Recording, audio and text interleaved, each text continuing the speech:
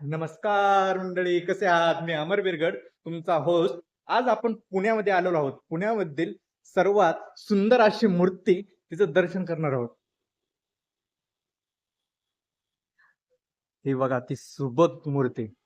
या मूर्तीबद्दल थोडंसं आपण जाणून घेणार आहोत. पहिलं कॅमेऱ्याचं दर्शन घेऊ. आपण दर्शन घेऊ. ही ती मूर्ती कशी वाटते? हा हा हा हा.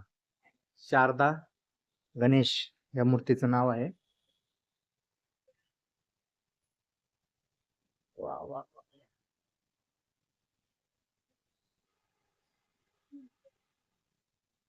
या मूर्तीबद्दल सांगू शकता काय? कधी काय, कधीपासून सुरुवात झाली या मंडळाची?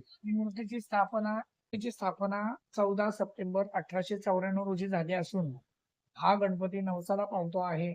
आणि ही गणपतीची मूर्ती, ह्या गणपतीच्या मूर्तीची अशी आख्यायिका आहे की ही इको फ्रेंडली, आता जे तुम्ही इंग्लिश मध्ये म्हणता, ही पर्यावरणपूर्वक मूर्ती असून ही मूर्ती कागदाचा लगदा, चिकण माती, चिंध्या, गवत म्हणजे रांध्यापासून बनवलेली आहे.